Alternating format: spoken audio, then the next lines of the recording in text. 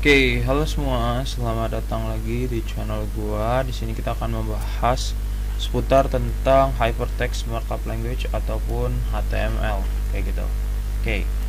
Sebelumnya di sini gua udah bikin satu folder baru ya, dimana di sini gua ada di local disk A ya, terus di folder bimbel the game dev, dan then ada di dalam new folder. Nah, untuk kalian yang baru menggunakan Visual Studio Code, yang kemarin udah mungkin nonton video instalasi ya untuk Visual Studio Code, bisa kalian gunakan cara berikut ini supaya kalian bisa langsung menggunakan Visual Studio Code-nya kayak gitu. Anyway, kalau misalnya kalian kemarin udah download terus centang semua, harusnya di sini ada open with code. Tapi mungkin biar nggak repot, di sini coba gue bikin misal materi nama foldernya, and then kita bisa buka Visual Studio Code-nya. Setelah itu baru kita tinggal seret aja, kita drag and drop aja foldernya ke atas sini kayak gitu. Oke. Nah, ini adalah log ataupun UI atau user interface dari Visual Studio Code ya. Ini adalah ID yang kita gunakan untuk nanti kedepannya mungkin lebih jauh lagi ngoding dan juga membuat script kayak gitu. Oke. Anyway, di sini gua pakai extension Visual Studio Code Pad ya.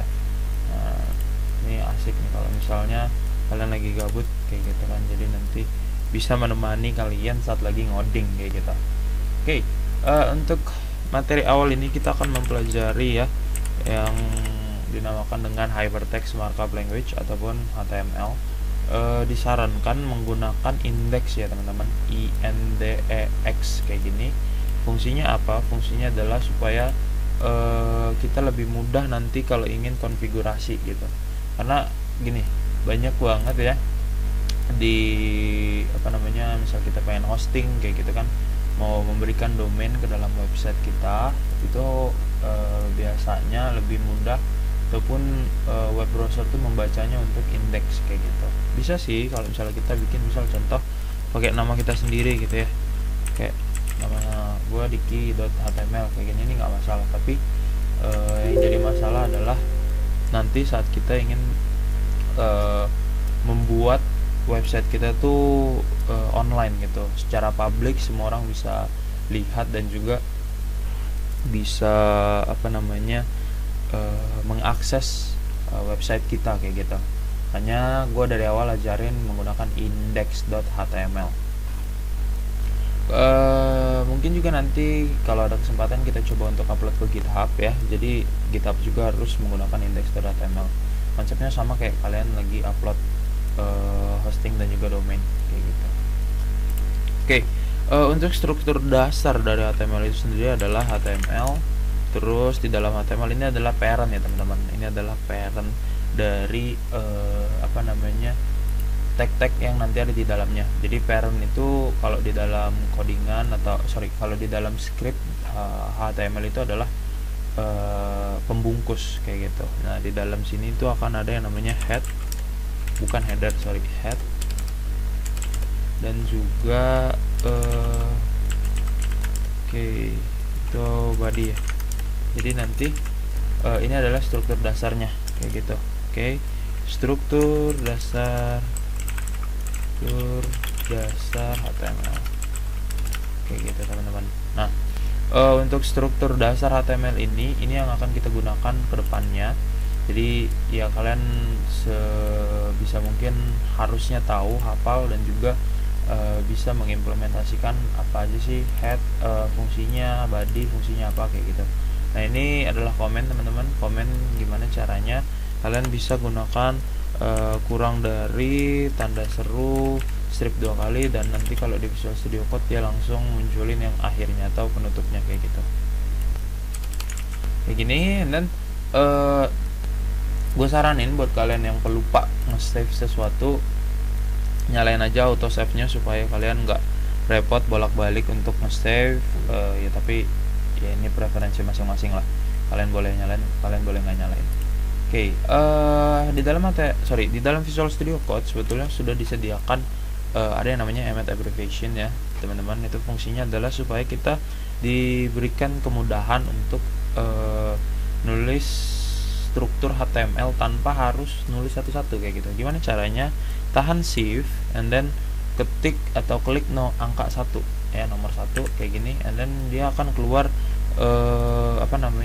tanda seru seperti ini. Nah, nanti ada emit abbreviationnya, and then kita tinggal enter, tab, ataupun kita klik boleh. Sini gue pakai tab, nah dia akan keluar kayak gini ya.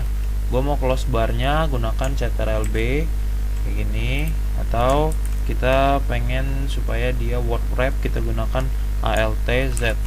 Nah, jadi nanti dia word wrap kayak gini. Nah, ini akan lebih mudah kita ngelihatnya begitu. Nah, di sini struktur dasarnya yang tadi gua bikin ada ya. Jadi ada HTML, head, dan juga body. Doctype ini apa? Ini kayak inisialisasi, ini adalah dokumen tipe HTML kayak gitu, makanya doctype HTML. Nah, di sini ada lang n, ini adalah bahasa ya. Jadi language-nya adalah English, dan meta ini fungsinya supaya kita bisa supaya ini kompatibel lah dengan semua web browser, karena kan web browser nggak cuma ada di Windows ya, di macOS ada ya kan, di Android juga ada. Jadi supaya ada kompatibel, bisa diakses di semua web browser. Title ini apa? Title ini fungsinya untuk memberikan judul ya, namanya juga title.